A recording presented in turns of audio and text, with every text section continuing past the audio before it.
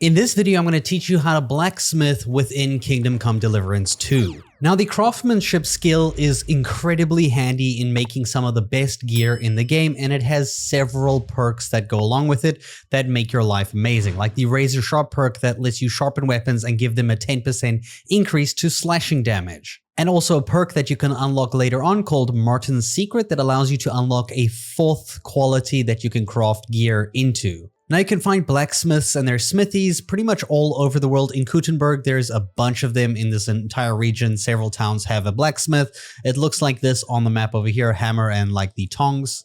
And oftentimes you can learn new recipes by speaking to the blacksmith themselves. And if you check their recipes for trade, you'll be able to learn new things that you might not have been able to craft yet. Blacksmiths will also have blacksmithing supplies that you might require. In Kuttenberg, they sell pretty much almost all of them. Now, not only the blacksmith sells these resources, you can also get them from armorers, which you can see in Kuttenberg. There are several of them located throughout the entire place in multiple locations. I mean, that's like 6 of them. These stores look like this from the outside. And when you trade with the NPC inside, you should see that besides all their gear, you're able to also find more blacksmithing supplies, such as cow skin, deer skin, pig skin. These are things that the blacksmiths sometimes do not have. These things come in handy. Alternatively, another place to find those skins is from butchers that look like this like folded U-shaped sausage on your screen. You can go to your butcher, speak with the NPC, go into their trade window, and you should see they'll also have like cow skins and pig skins for,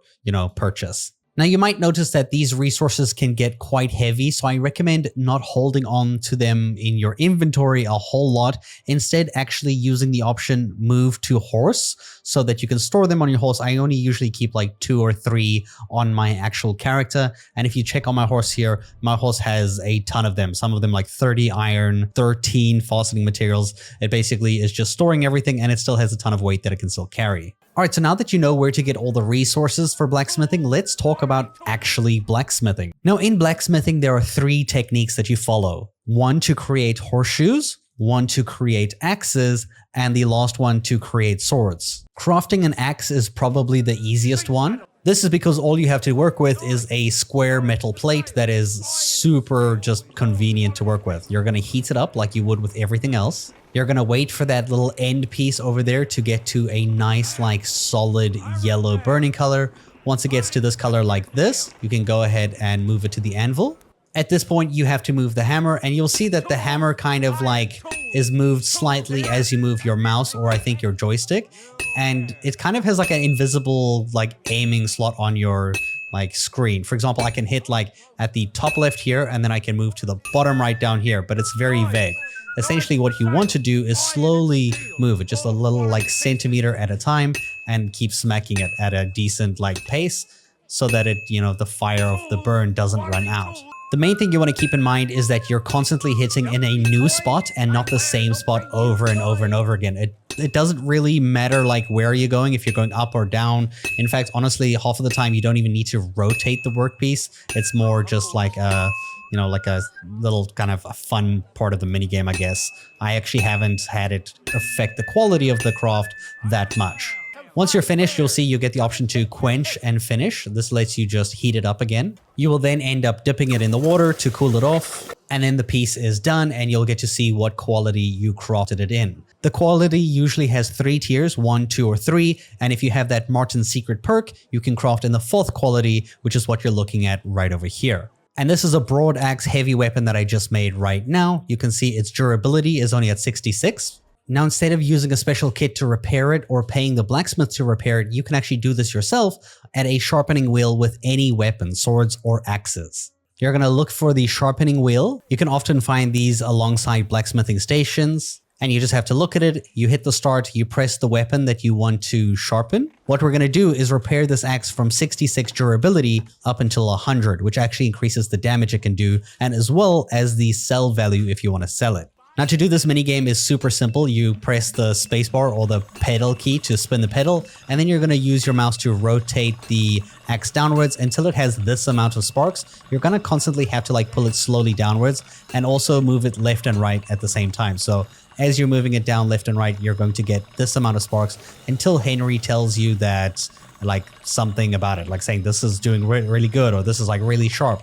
That's how you know you've got it to 100 durability, and that's when you should stop. So you want to have this amount of sparks, because if you have less, it's going to not repair as fast. And if you do it too much, it's going to make smoke, which actually damages the weapon instead. So you should only be seeing this amount of sparks when you're doing this. There you go. See, Henry says, all right, done. And now we can go ahead and check it in our inventory. And you'll see the broadaxe now has 99 damage with 100 durability, which is fantastic. So that's how you can keep your weapon sharp at all times. Now let's talk about the hardest thing to make. In my opinion, it's not the swords, it's actually the horseshoes. The horseshoes have the hardest aiming mechanic in the game for trying to hit this thing with a hammer. So I'm going to make myself the noble horseman shoes over here. So essentially you're going to grab a horseshoe metal shape, which is in a U shape.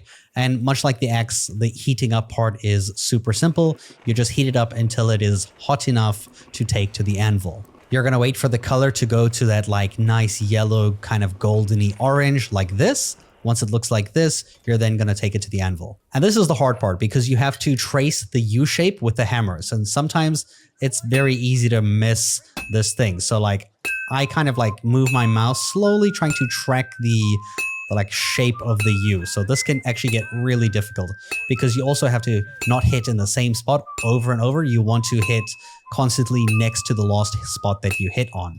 So just follow the pattern like this, as you can see that I'm doing over here. It's a little bit difficult because you just have to like learn how it moves when you're aiming this little hammer. I feel like it's the hardest mechanic. I wish it had like a little dot in the middle of the screen to tell me where the hammer head is going to land. But honestly, it's also kind of fun once you learn it yourself. And once you're done, you're going to hit quench and finish.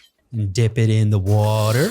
And the horseshoe is completed. So we made ourselves a horseshoe. Now this one doesn't actually have quality. Horseshoes are just horseshoes, I guess. They don't really care. The nobleman's horseshoes actually allow you to reach your best speed faster and also last running faster for longer periods of time. Whereas the knight's horseshoes just allow you to achieve a faster speed and better grip, I guess, for control and turning. All right, let's talk about the final thing to craft, and this is the sword. Now the sword is pretty cool. It has a lot of interesting mechanics that it works with. And pretty much all the swords are going to be crafted with a very similar minigame. In this case, I'll make the sword of Sir Valentine over here. Now, when you grab the sword, you grab like the long iron rod like this, and you have to heat this up in 3 sections. So right at the beginning, you're going to just heat up the very tip of the sword. So you're going to use the blow function here and just heat up the very tip until that tip is really shiny and like that, you know, yellow shine burn to it. If you do this too much, you can actually start burning the sword. And if you see like sparks coming off, that's when you know you've burnt the sword. So you're going to then move the sword up, and you're going to move it up like this and just get that like heat going there. And you want to make sure the whole sword is the same consistency. You'll see Henry will warn you saying that you're burning it if you're overdoing it and it makes slight sparks like I've done at the very tip, but this one's already fine.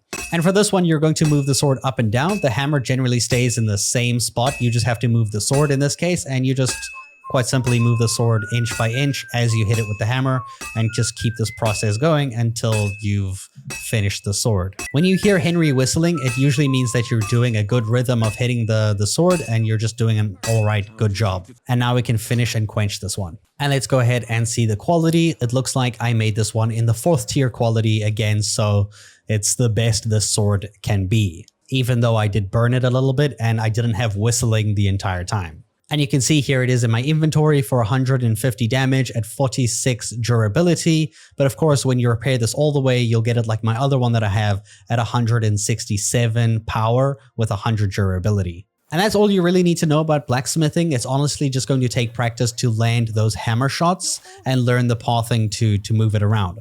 I hope you guys enjoyed this guide, and thanks for watching.